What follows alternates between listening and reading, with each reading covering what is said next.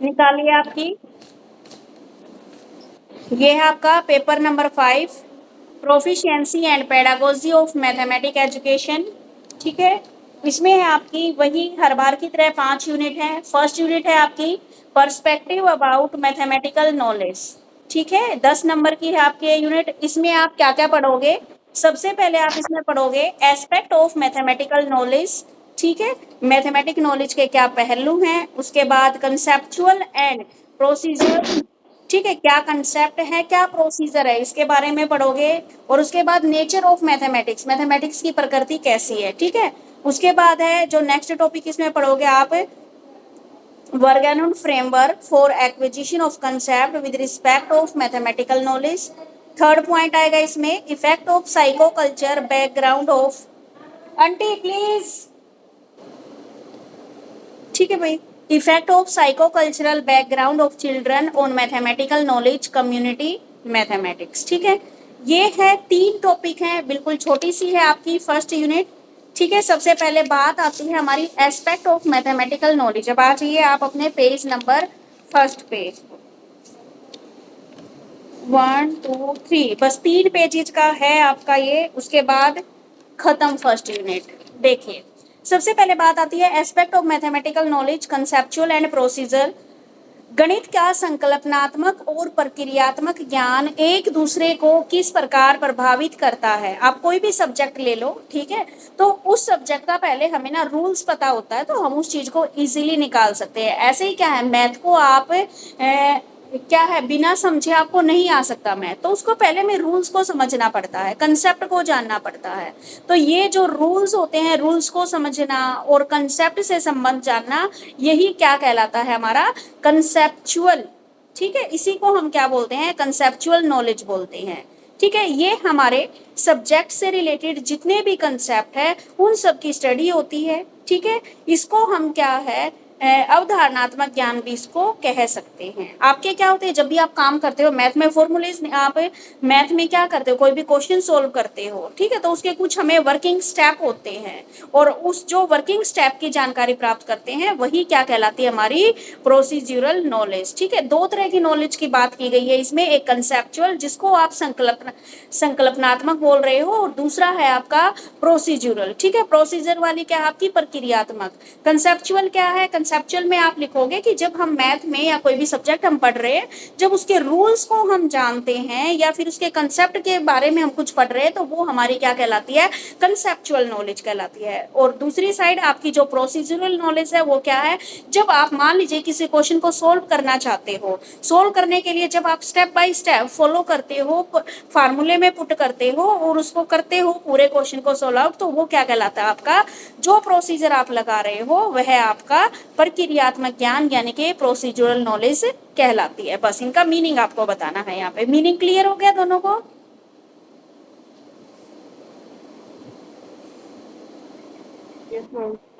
ठीक है, अब इसके एग्जाम्पल देखो। जैसे एरिया निकालना है आपको किसी भी चीज का, ठीक है, एरिया, तो एरिया की सतह से संबंधित कर उसका अर्थ समझना, यानी कि एरिया क्या होता है। सबसे पहले इसमें एग्जांपल लिया, एरिया क्या होता है, तो ये क्या है आपका एक कंसेप्ट, एक क्या है आपका कंसेप्टुअल नॉलेज है, कंसेप्चुअल नॉलेज है। उसी के प्रकार जब आप अलग अलग फिगर्स का एरिया निकालते हो तो वो क्या है आपकी प्रोसीजरल नॉलेज है। ठीक है, बस ये डिफरेंस है, इनका मीनिंग लिखना है दोनों का। दोनों का एक एक एग्जांपल मान लीजिए। आप पहले एरिया निकालना समझते हो तो वो क्या कहलाता है आपकी कंसेप्चुअल नॉलेज है, क्योंकि आपको पता लग गया एरिया निकालना, आपको लेंथ मल्टीप्लाई ब्रेथ कर दिया आपने। ठीक है, और जब आप अलग अलग शेप्स का निकालते हो तो वो क्या आ गया आपका प्रोसीजरल नॉलेज, यानी कि आपको एक प्रोसीजर पता लग गया कि भाई एरिया ऐसे निकलेगा, आपको लेंथ दे रखी होगी, आपको ब्रेथ दे रखी होगी या आपको साइड दे रखी होंगी। ठीक है, उसके अकॉर्डिंग यानी कि जैसे पहले निकाला था ऐसे इसका निकालना, यानी कि एक प्रोसीजर का पता लग गया। अब देखिए नेक्स्ट बात बताइए इसमें, यहाँ तक क्लियर है? उसके बाद है आपका जो कंसेप्चुअल है और जो प्रोसीजर जो नॉलेज है उसका क्या इफेक्ट होता है। देखते हैं भाई क्या क्या इफेक्ट है इसका। प्रक्रियात्मक ज्ञान पर संकलात्मक ज्ञान का प्रभाव, यानी कि जो प्रोसीजरल जो नॉलेज है उसके ऊपर कंसेप्चुअल नॉलेज का क्या इफेक्ट पड़ता है। एक बार तो ये पढ़ेंगे, दूसरी बार ये पढ़ेंगे हम कि जो आपकी प्रोसीजरल नॉलेज है उसका कंसेप्चुअल पर क्या प्रभाव पड़ता है। एक बार तो प्रभाव देखेंगे प्रोसीजरल पर और एक बार कंसेप्ट वाले के ऊपर प्रभाव देखेंगे। देखते हैं भाई, फर्स्ट वाला है आपका प्रोसीजरल नॉलेज पर आपकी कंसेप्चुअल नॉलेज का प्रभाव। बच्चे क्या है, ज्ञान उसके सवाल हल करने के तरीकों को सीधे प्रभावित करते हैं। अपने कंसेप्ट ज्ञान के अनुसार ही बच्चे सवाल हल करने का तरीका निर्धारित करते हैं। बच्चे क्या करते हैं भाई, जो उनका कंसेप्ट क्लियर है ना, जो कंसेप्ट वाली जो उसने नॉलेज ली है उसके आधार पर अपने क्वेश्चंस को क्या करते हैं, सोल्व करते हैं और उसी कंसेप्ट के ज्ञान के आधार पर वह आगे जो भी क्वेश्चन सोल्व करने हैं उनको चूज करते हैं। ठीक है, एक तो प्रभाव ये पड़ गया कि यानी कि आपको प्रोसीजरल नॉलेज भी लेके चलनी है तो पहले आपको कंसेप्ट पता करते हैं बच्चे और फिर उस कंसेप्ट को आगे आगे फॉलो करते रहते हैं। उसके बाद है, जिन बच्चों का कंसेप्चुअल ज्ञान बेहतर होता है वे प्रोसीजरल नॉलेज में भी अधिक निपुण होते हैं। बिल्कुल सही, जिनका बेस क्लियर होता है ना, कंसेप्ट क्लियर होता है। आप बच्चे को एक बार एरिया का फार्मूला बता दो, बच्चे जितनी भी शेप्स हैं सबका एरिया निकाल देंगे।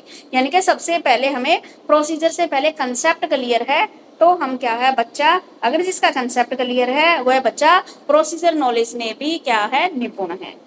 उसके बाद है, अनेक विषय वस्तु के संबंध में परिक्रमशील ज्ञान से पूर्व संकलात्मक ज्ञान के। बिल्कुल सही, प्रोसीजर शुरू करने से पहले आपको कंसेप्ट समझ में आना चाहिए। ठीक है भाई, फोर्थ पॉइंट है, विषय वस्तु का कंसेप्चुअल ज्ञान पहले होने से बच्चा न केवल सही प्रक्रिया अपनाकर सवाल हल करता है बल्कि उसके अंदर क्रियात्मक कौशल का भी विकास होता है। और ये क्या है, बच्चे के आईक्यू लेवल पर निर्भर करता है कि उसको कंसेप्ट समझ में आया है या नहीं आया है। अंडरस्टैंड, यहां तक समझ में आ गया? ठीक है बेटे, अब देखो, अब है आपका जो प्रक्रियात्मक ज्ञान है भाई, हिंदी में हम थोड़े कंफ्यूज हो जाते हैं तो प्लीज जो मेन हेडिंग है ना वो आप इंग्लिश में ही कर लो। कंसेप्चुअल नाम से ही पता लग रहा है कि हमें कंसेप्ट क्लियर होने चाहिए। प्रोसीजरल पता चल रहा है कि एक प्रोसेस होती है, स्टेप होते हैं। ठीक है, तो अब यहाँ पर बताया गया है आपका, अब जो प्रोसीजरल नॉलेज है उसका कंसेप्ट के ऊपर क्या प्रभाव पड़ता है। पहले तो कंसेप्ट का था कि प्रोसीजर के ऊपर क्या प्रभाव पड़ेगा, अब जो प्रोसीजर है उसका कंसेप्टुअल नॉलेज के ऊपर क्या प्रभाव पड़ेगा। देखते हैं भाई, एक दूसरे से रिलेटेड है ये, एक दूसरे को प्राप्त करने में सहायक होती हैं। बिल्कुल सही है, दूसरे को प्राप्त करने में पुनः पहले को बढ़ाने में सहायक हैं। ठीक है भाई, अगर हमें दूसरे को अच्छा करना है तो पहले वाला कंसेप्ट भी अच्छा समझना पड़ेगा। अब देखते हैं, अनेक ऐसे सब्जेक्ट होते हैं जिसमें बच्चे पहले सवाल हल करते हैं, स्टेप समझते हैं और उसके बाद कंसेप्ट को समझते हैं। हाँ जी, हमारे यहाँ पर हर तरह के बच्चे हैं। ठीक है, कोई बच्चा पहले कंसेप्ट समझता है, कोई बच्चा पहले प्रोसीजर समझ जाता है। ठीक है, आप देखते हो 3-4 साल के बच्चे गिनती बोलना सीख जाते हैं और बाद में वह संख्या और उसके नियमों से परिचित होते हैं। हाँ जी, ये किसका एग्जाम्पल है आपका, प्रोसीजरल नॉलेज का। यानी कि बच्चे को पहले 1 2 3 काउंटिंग करनी आ गई और उसको लिखना अभी तक नहीं आया, उसके लिखने के क्या नियम है उसको वो बाद में उससे परिचित होते हैं। तो आमतौर पर बच्चे भाग के सवाल हल करना सीख लेते हैं, पहाड़े याद कर लेते हैं और उसके बाद वे भाग और गुणा का अर्थ समझते हैं। ठीक है, इस प्रकार हमारा प्रक्रियात्मक ज्ञान का हमारी यानी कि प्रोसीजरल उसका ज्ञान का कंसेप्चुअल ज्ञान पर भी प्रभाव पड़ता है। ठीक है, प्रक्रियात्मक ज्ञान से हमेशा ये ज्ञान बढ़ता है कंसेप्ट वाला। जैसे हम एचसीएफ निकालने के स्टेप सीख कर बच्चे एचसीएफ ज्ञान निकालने में निपुण हो जाते हैं परंतु उसे एचसीएफ का अर्थ समझ नहीं आता। हाँ, ये बात बिल्कुल सही है भाई, एचसीएफ और एलसीएम में स्टेप समझ में आ जाता है, बच्चे को कभी भी एचसीएफ और एलसीएम का कंसेप्ट समझ में नहीं आता। ठीक है, उसको ये पता है कि मान लो 12 का एलसीएम निकालना है तो ऐसे करके वो प्राइम फैक्टर करके उसका निकाल देंगे। 2 फिर 6 पे गया, 6 का फिर 3 पे गया, ऐसे प्रोसीजर उसको मालूम हो गया। लेकिन बच्चे को ऑलमोस्ट बच्चों से आप पूछोगे एलसीएम की फुल फॉर्म क्या होती है, एचसीएफ की फुल फॉर्म क्या होती है, नहीं पता होता बच्चों को। ठीक है, तो कहीं पर हमारे पहले बच्चे स्टेप सीख लेते हैं और कंसेप्ट बाद में सीखते हैं। जैसे lowest common factor and highest HCF highest common factor, नहीं वो मल्टीपल हो गया, सॉरी, LCM का lowest common multiple. Understand, first question आ गया समझ में?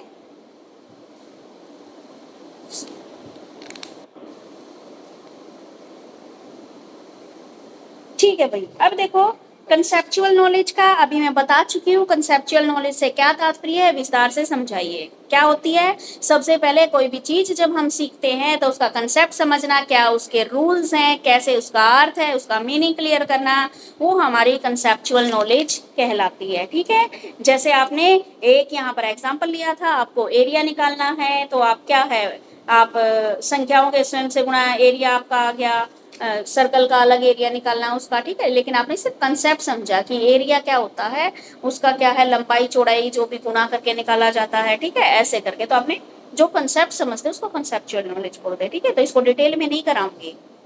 अब मुझे अपना सिलेबस फटाफट दौड़ाना है। 15 सितंबर से आपके एग्जाम है, पता है आप लोगों को।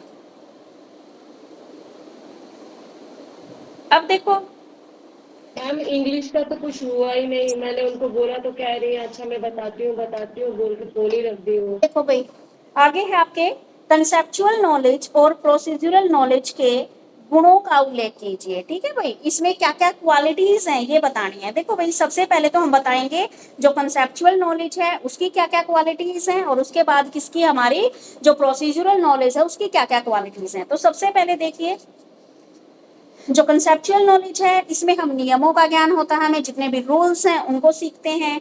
उसके बाद जितने भी कंसेप्ट हैं उनको सीखते हैं, जितने भी फॉर्मूलाज हैं उनको सीखते हैं, शब्दों में व्यक्त करना सीखते हैं, एक दूसरे के रूप में व्यक्त करता है या विवेचन करना सीखते हैं, समस्याओं से संबंधित होने वाला ज्ञान इससे सीखते हैं हम।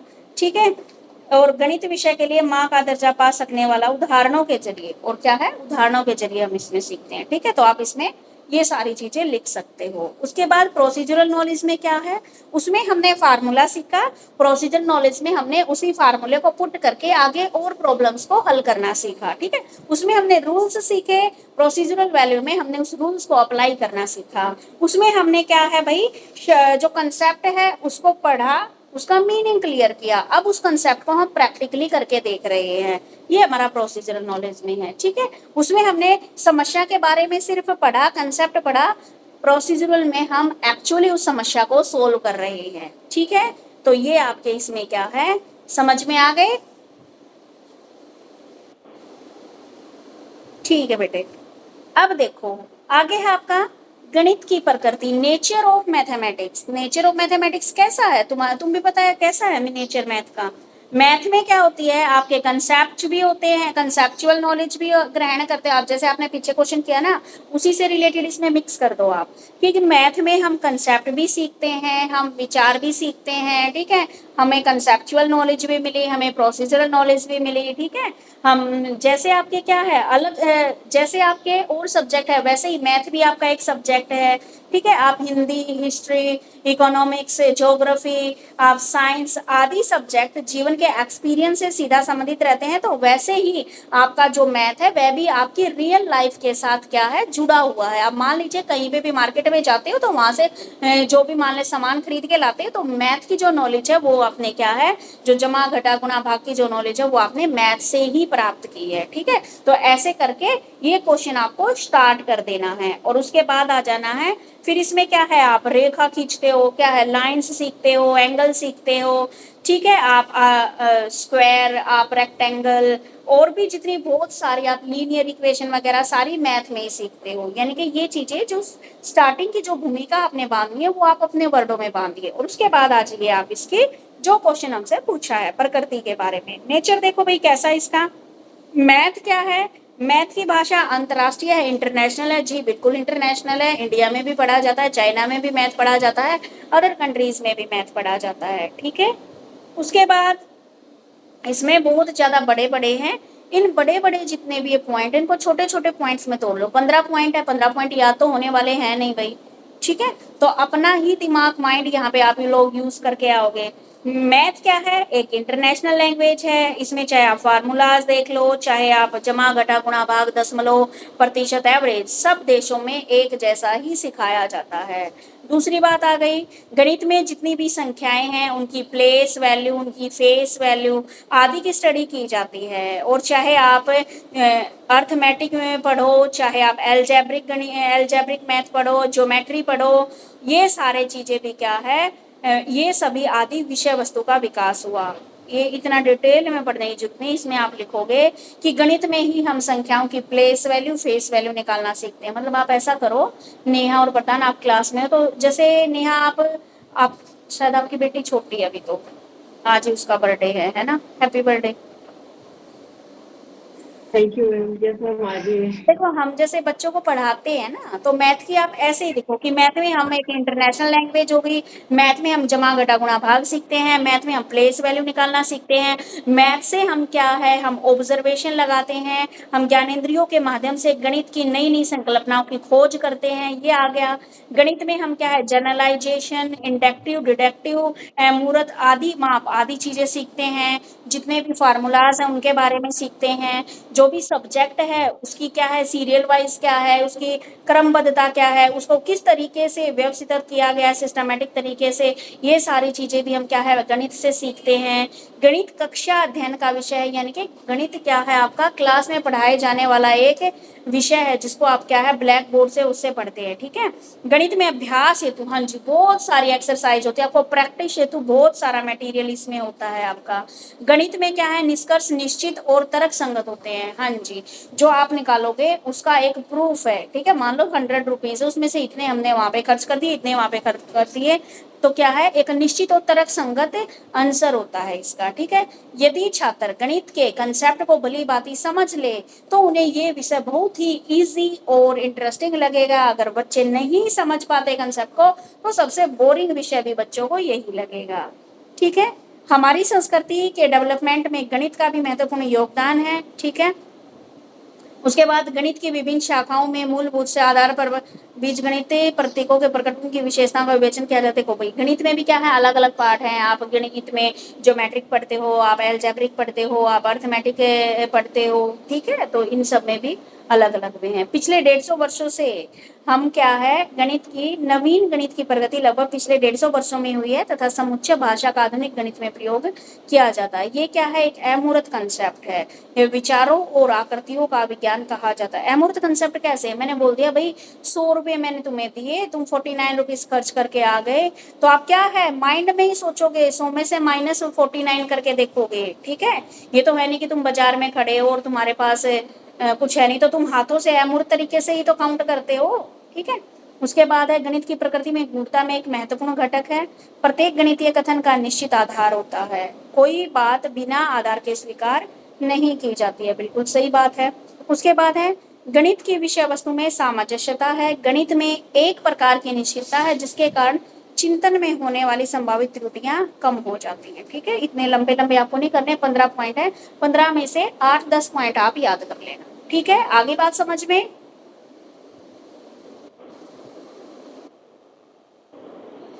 अमन जी क्या बात,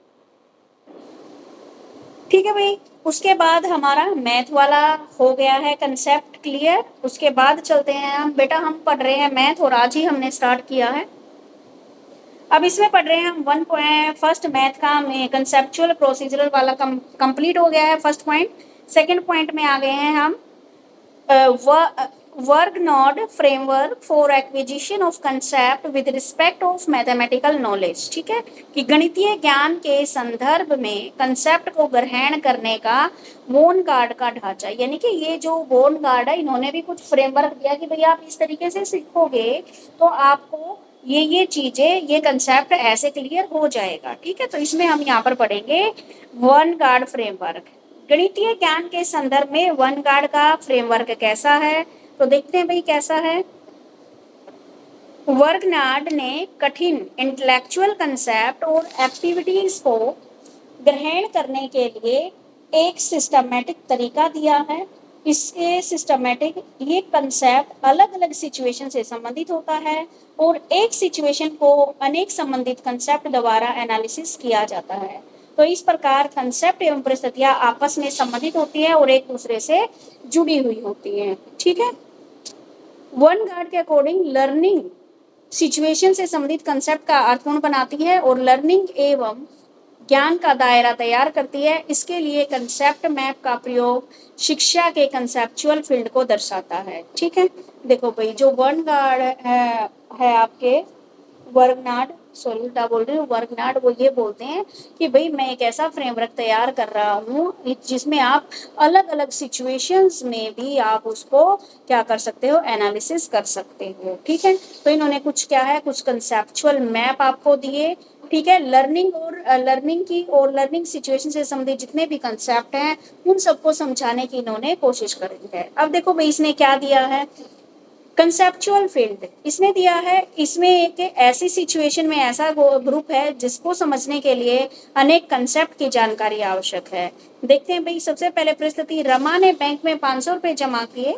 अगले 2 वर्ष तक उसने प्रत्येक 2 माह बाद 1000 रुपए जमा किए, तो 2 वर्ष के अंत में कितनी जमा राशि कितनी होगी। ठीक है, तो इसने एक एग्जाम्पल के थ्रू इसने समझाने की कोशिश, यानी कि एक एग्जाम्पल लिया है, उसके थ्रू अपने कंसेप्ट को समझाने की कोशिश की है कि रमा ने बैंक में 500 रुपए जमा किए और अगले 2 वर्ष के लिए वो 2 माह तक लगातार क्या 1000 रुपए जमा करते रही, तो 2 साल के अंत में उसको क्या है, जमा राशि। तो इसमें क्या है, हम अर्थमेटिक प्रोग्रेशन की रचना करेंगे, योगफल प्राप्त करेंगे, कुछ सोल्व लीनियर इक्वेशन बनाएंगे और उसके बाद वर्ष के 2 माह के अनुसार किस्त निकाल लेंगे। ठीक है, यानी कि क्या क्वेश्चन दे दिया, तो इसमें क्या आपके जो फार्मूलेज हैं फार्मूलेज में लगाओगे आप, क्या है, काउंट करके देखोगे। अगर आप वर्बली भी काउंट करते हो तो उसमें थोड़ा ज्यादा टाइम लगेगा, फार्मूले के हिसाब से लगाओगे तो ये जल्दी निकल जाएगा।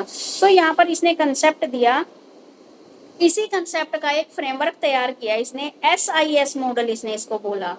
ये क्वेश्चन है, इसको SIS मॉडल से, एस का मतलब है सिचुएशंस का ग्रुप जहां कंसेप्ट का अर्थ प्रदान करता है। एक तो सबसे पहले हमें सिचुएशन को समझना है, भाई सिचुएशन क्या है, क्या मीनिंग दे रही है, हमें क्या निकालना है। पहले हम स्टेटमेंट पढ़ते हैं, स्टेटमेंट से उसका देखते हैं कि मान लो आप कोई भी मैथ में क्वेश्चन सोल्व करते हो तो आप सबसे पहले स्टेटमेंट पढ़ते हो और उसमें क्या है ये बात देखते हो। उसके बाद आई क्या है आपका, सिचुएशन से जूझने के लिए निश्चित फंक्शनल पहलू है, ऐसे संकेतों का समूह है। ठीक है, SIS सबसे पहले तो आपने कंसेप्ट को का मीनिंग समझने की कोशिश की क्वेश्चंस का, उसके बाद एक निश्चित फंक्शनल पहलू शुरू किया आपने, उसको सोल्व करना शुरू किया, और संकेतों का समूह। तो सबसे पहले 500 रुपए जमा किए, 2 माह बाद 1000 रुपए जमा कर दिए और 2 वर्ष के अंत में जमा राशि बतानी है। तो सबसे पहले एस में आपने ये चीजें समझी, क्वेश्चन को समझा। आई में क्या है, आई में आपने क्या किया, परिस्थिति में हमने समानांतर श्रेणी का रूप प्रदान किया। ठीक है, ये 5वां चैप्टर है 10th क्लास का, समानांतर श्रेणी वाला, नाम भूल गई इंग्लिश में क्या बोलते थे। प्रथम पद सार्वंत्र विश्लेषित किया, कुछ किस्त मालूम करना, जमा राशि ज्ञात करना। ठीक है, यानी कि इसने बोल दिया कि 500 रुपए जमा करती है और वर्ष के अंत में कितना योगफल हो जाएगा। ठीक है, यानी कि क्वेश्चन तो हमें पहले पढ़ा तो हमें ऐसा लगा कि ये क्वेश्चन हमारा किसका है, इंटरेस्ट निकालने का, लेकिन यहाँ पर इंटरेस्ट नहीं पूछा, उसने पूछा कि जमा राशि कितनी हो जाएगी। तो फर्स्ट एस में आपने सिचुएशन को समझा है, आई में आपने ये किया है कि भाई ये चीजें हमें निकालनी है। आप खुद भी तो ऐसा ही करते हो, पहले आप स्टेटमेंट पढ़ते हो, फिर देखते हो कि हमने स्टेटमेंट तो समझ में आ गई, फिर दूसरे में आप ये देखते हो कि हमें निकालना क्या है इसमें। ठीक है, AN की वैल्यू निकालनी है, नंबर ऑफ किस्त निकालनी है, या आपको सम निकालना है इसका। तो थर्ड एस में इसने बताया, ए क्या है हमारा, फर्स्ट टर्म होती है, डी क्या होता है हमारा, कॉमन डिफरेंस जिसको बोलते हो आप, एन क्या होता है आपका, नंबर्स, नंबर ऑफ किस्त आप बोल सकते हो, SN क्या है, योगफल।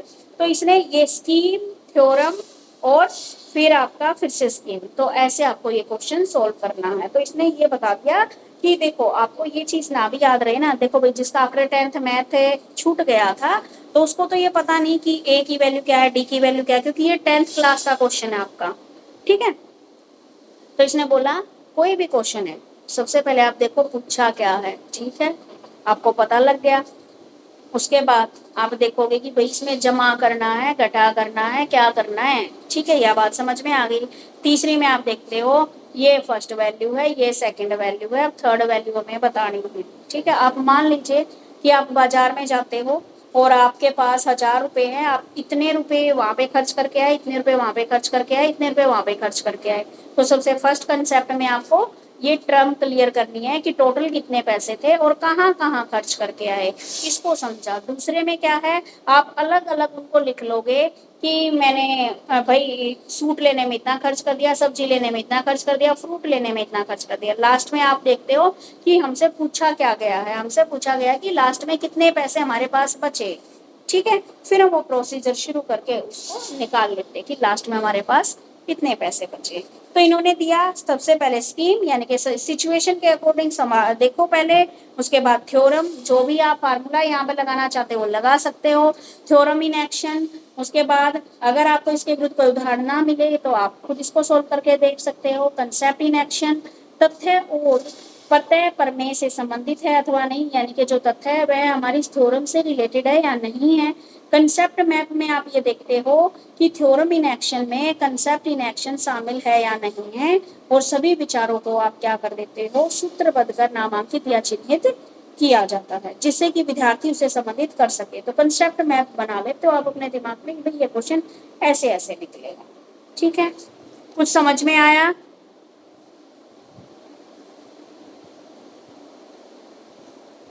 यस मैम, ये वाला तो समझ आया कंसेप्ट। ठीक है, तो इसमें ना आप जरूरी नहीं आप यही एग्जाम्पल लो, आप अपनी तरफ से कोई एग्जाम्पल बनाओ।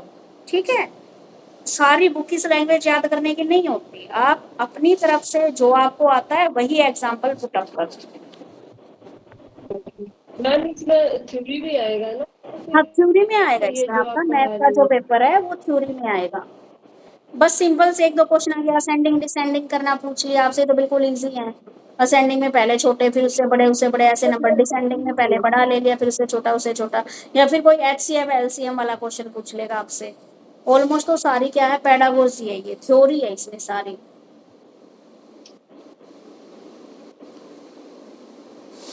अब देखो भाई, वर्कनाट के ढांचे का बोधात्मक विकास से क्या संबंध है। ठीक है, आपको अंडरस्टैंड हुआ या नहीं हुआ, आपकी अंडरस्टैंडिंग डेवलपमेंट से क्या रिलेशन है वर्कनाट के इस फैक्टर का। ठीक है, आपकी अंडरस्टैंडिंग डेवलपमेंट से क्या है, इसका बहुत महत्व है भाई। ये सबसे पहले हमें सिचुएशन को पढ़ने के बारे में बताता है। आप भी क्लास में जब टीचर पढ़ाता है आपको तो सबसे पहले बोलता है भाई स्टेटमेंट पढ़ो, क्या दे रखा है इसके अंदर, फिर आप करने को शुरू होते हो काम। ऐसा तो नहीं है कि आपने बिना स्टेटमेंट करने सब निकाल के दिखा दिया, नहीं।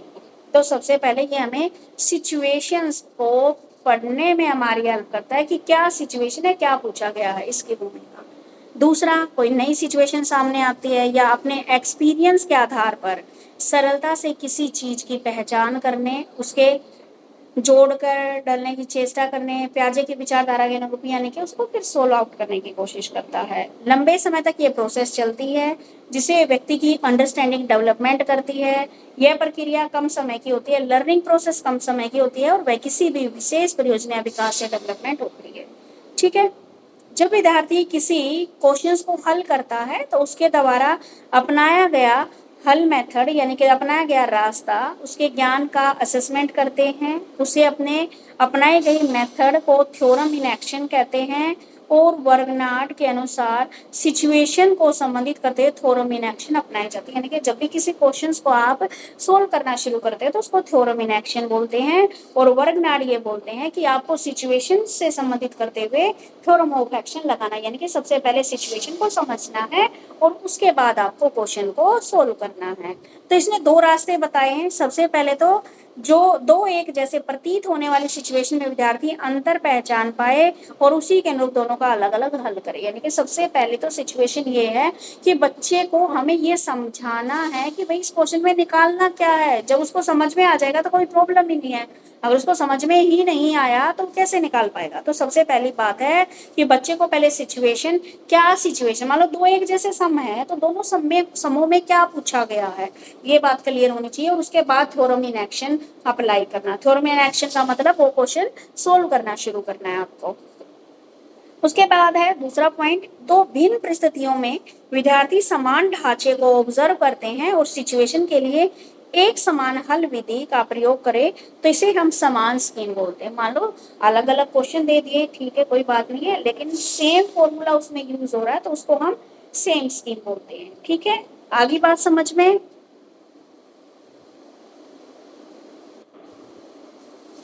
Yes ma'am. ठीक है, अब इसके रहते हैं 2 ही क्वेश्चन आपकी, फिर यूनिट कंप्लीट। देखो क्या क्या है।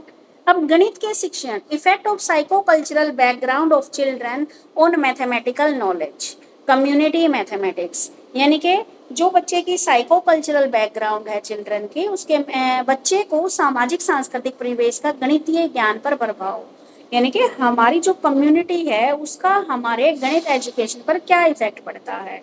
ठीक है, भी बहुत इफेक्ट पड़ता है। आधी तो गिनती तो हमें घर वाले ही सिखा देते हैं स्कूल में जाने से पहले। ठीक है, देखो भाई, बच्चे की सामाजिक संस्कृति से तात्पर्य उसके सोशल इन्वायरमेंट से है। वह बच्चा जैसे जैसे बड़ा होता है वह अपनी संस्कृति के बारे में, अपने कल्चर के बारे में सीखता है, उसके फैमिली की क्या जीवन स्टाइल है, क्या उसके समुदाय के नियम हैं। ठीक है, कम्युनिकेशंस किस तरीके से कर रहे हैं, हम जो भाषा बोलते हैं ना बच्चे वही लैंग्वेज पकड़ते हैं। ठीक है, पॉलिटिकल और न्यायिक प्रकार प्रणाली कैसी है, संविधान के नियम क्या है। तो बच्चा भी क्या है, एक सोशल एनिमल है, अपने परिवार में, पड़ोस से, आसपास से ना बहुत सारी चीजें सीखता है। अब देखो बच्चे जमा घटा गुणा भाग आप दुकान पे भेज देते हो बच्चे को, क्या है, जमा घटा गुणा भाग का कंसेप्ट सिखाने के लिए बहुत मायने रखता है। जैसे आप घर में हो, आपके बड़े आपको सामान लेने के लिए दुकान पे भेज देते हैं राशन की पे, आप लेके आते हो तो आपकी जमा घटा गुणा भाग सारे काम हो जाते हैं, वहाँ पे सारी चीजें सीख जाते हो। बच्चे क्या है, स्कूल में जाने से पहले ही काउंटिंग करना सीख जाते हैं, वो क्या है, उसके घर का इफेक्ट है। ठीक है, खेलते भी हैं बच्चे हाइड एंड सीक, तो उसमें भी 1 2 3 तो छोटे बच्चे साथ साथ सीख जाते हैं। अब देखते हैं भाई हमारी जो टीचिंग है, लर्निंग टीचिंग है मैथ की, उसके ऊपर क्या इफेक्ट पड़ता है भाई। सबसे पहले तो पाठ्यक्रम, दूसरा सबसे पहले हमारा सिलेबस, दूसरा हमारी लर्निंग जो भी मटेरियल है वो, पढ़ाने का क्या मेथड है, टीचर कैसा है, विद्यालय कैसा है। ठीक है, इन सब का इफेक्ट पड़ता है। सबसे पहले देखो सिलेबस, समय और स्थान के अनुसार जो हमारा समाज है उसकी सभ्यता समय और स्थान के अनुसार बदलती रहती है, तो अपनी आवश्यकताओं को मद्देनजर रखते हुए किसी भी विषय का पाठ्यक्रम निर्धारित किया जाता है। जैसे प्राथमिक स्तर पर, प्राइमरी लेवल पर देखिए तो हम बच्चे को counting, number, differentiation, profit and loss, साधारण ब्याज अनुपात, ये सारी चीजें उनको हम सिखाते हैं। उसके बाद क्या है, बच्चे के पास चलो सिखाने की तो सबसे पहले तो सिलेबस होना चाहिए, दूसरा लर्निंग मटेरियल उसके पास होना चाहिए, उसके पास बुक्स होनी चाहिए जिसमें से आपको काम कराना, तीसरा पढ़ाने का मेथड इतना अच्छा होना चाहिए कि बच्चा एक बार में ही समझ जाए। ठीक है, हमारे जो पढ़ाने का मेथड है वो भी बच्चों को इफेक्ट करता है। उसके बाद है टीचर, टीचर की भी लर्निंग में अहम भूमिका होती है। कई सारे टीचर ऐसे होते हैं जो हमें उस सब्जेक्ट में इंटरेस्ट क्रिएट करवा देते हैं, और कुछ टीचर ऐसे होते हैं जो सब्जेक्ट को बोरिंग बना देते हैं। ठीक है, तो टीचर का भी अहम रोल है हमारी मैथ की टीचिंग लर्निंग में कि टीचर किस तरीके से पढ़ा रहा है। ठीक है, उसके बाद विद्यालय, विद्यालय में भी क्या है, आपके अभिभावक अपने बच्चों के लिए उन्हीं विद्यालयों में आवेदन करते हैं जो उनके सामाजिक स्तर और उनकी संस्कृति से मेल खाते हैं। उदाहरण के लिए वर्तमान सिचुएशन में आज व्यस्त व्यापारी वर्ग बहुत कम प्रतिशत विद्यार्थी सरकारी विद्यालयों में जाते हैं। ठीक है, बहुत कम बच्चे सरकारी विद्यालय से ऑलमोस्ट क्या है प्राइवेट स्कूलों में जाते हैं। तो ठीक है, तो आप विद्यालय का भी हमारे ऊपर इफेक्ट पड़ता है कि कैसा पढ़ाया जा रहा है। ये ओवरहेड प्रोजेक्टर से पढ़ा जा रहा है, लेक्चर मेथड से, एक्टिविटी मेथड से, इसको डिटेल में पढ़ लेना बेटा। ठीक है, मैं समय की कमी के कारण आपको फटाफट करवा रही हूँ। ठीक है, पढ़ लोगे ना इसको डिटेल में।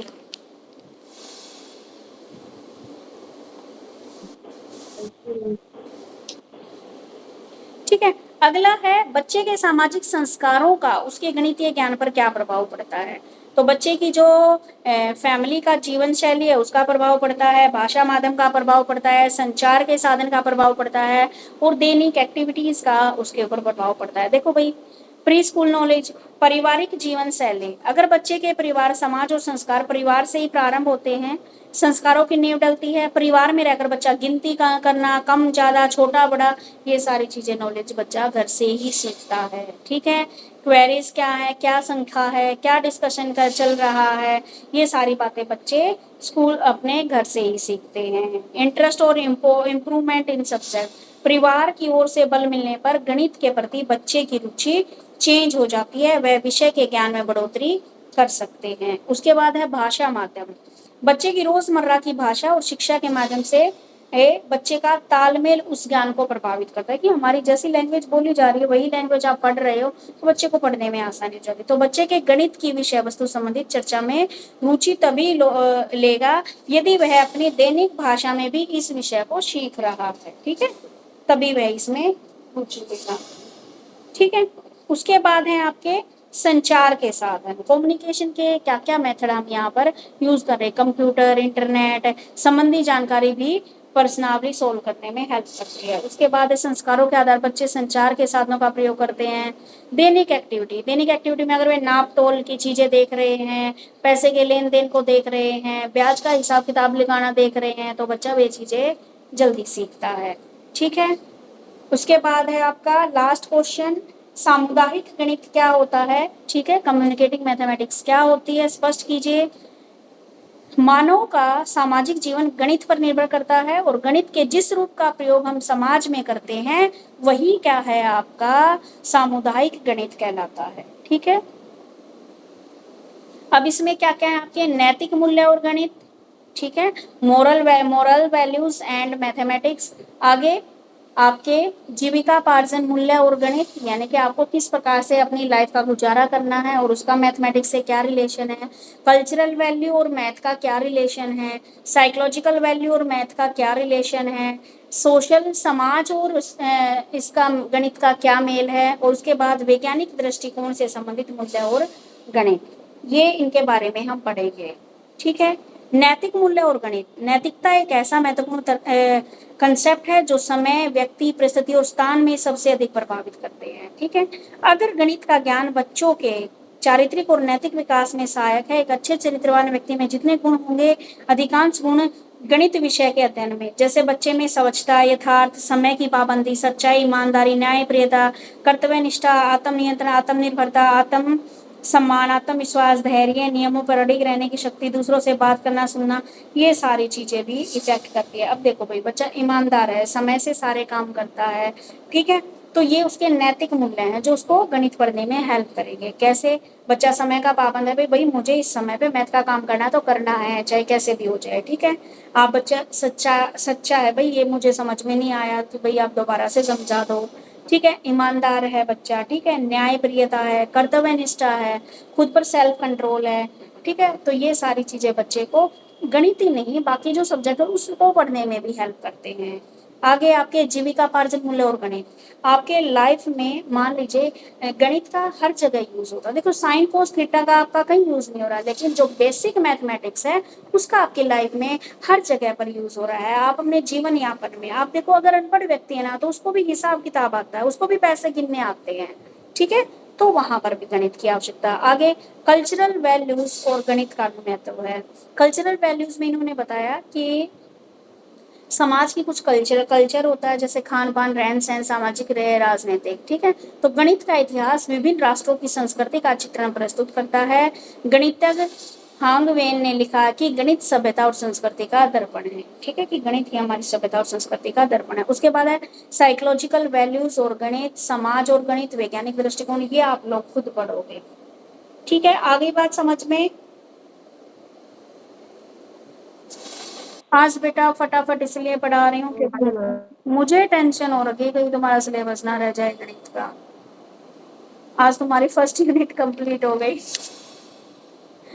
कल ना सेकेंड यूनिट करवाऊंगी। इसमें कोई प्रॉब्लम हो तो आज पढ़ लेना, कल का भी दिन है आपके पास, 1 बजे लूंगी मैं तो क्लास। ठीक है, तो इसको पढ़ लेना, कोई प्रॉब्लम है तो आप पूछ सकते हो, नहीं प्रॉब्लम हुई तो फिर सेकेंड यूनिट स्टार्ट कर देंगे। ओके बेटा, समझ में आ गया आज का। चलो ठीक है, फिर बाय, कल मिलते हैं। Okay ma'am, bye. क्या प्रधान, क्या 2 क्वेश्चन आएंगे।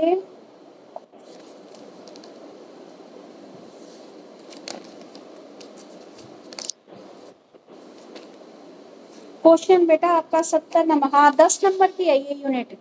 हाँ, शॉर्ट आंसर टाइप आएंगे। पीछे आपके जैसे प्रीवियस ईयर पेपर भी दे रखे हैं, उनमें भी देख लो। वैसे 70 नंबर का पेपर और 10 नंबर की यूनिट है। पहला चैप्टर देखो कितना इजी सा चैप्टर था। सारी चीजें ना तुम्हें याद करने की एक भी चीज नहीं है, खुद लिख सकते हो। 10 नंबर है फ्री के, है ना। 3 बच्चे मेरी क्लास में आए हो, तीनों को समझ में आ गया ना? नेहा देखो, अगर नहीं भी पढ़ोगी ना, सुन के भी लिख सकती हो इसमें मैथ क्या होता है। ओके। हाँ, एक बार पढ़ लेना साथ-साथ, क्योंकि बेटा 15 सितंबर से आपके एग्ज़ाम शुरू हो जाएँगे। चलिए, ओके, बाय एवरीवन।